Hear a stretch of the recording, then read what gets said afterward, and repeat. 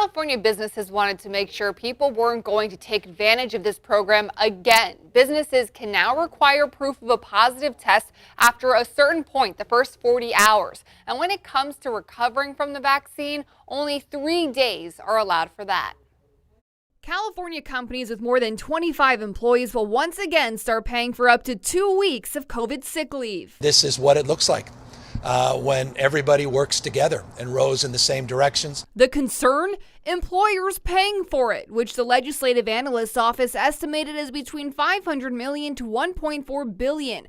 The compromise? Tax relief and grant funds. The legislation that the governor is going to sign today has over $6 billion in economic relief for our businesses. But Republican Vice Chair of the Budget Committee, Vince Fong, is still highly concerned. This is an unfunded mandate that could bankrupt a struggling local store, a restaurant, a nonprofit.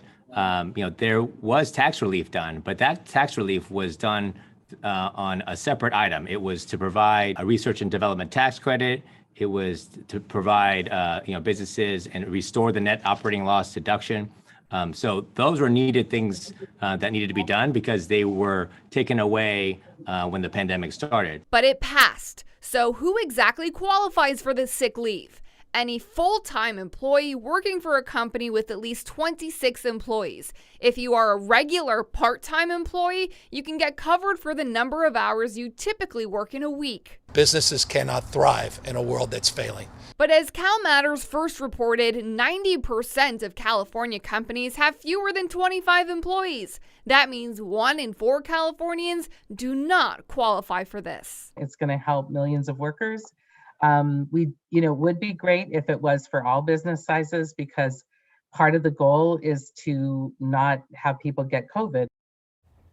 Jenya Cassidy believes even for small businesses, sick pay is something that they should budget for. There shouldn't be any exceptions. But for now, if you do qualify, the new law runs through September 2022 and goes back to January, Chris.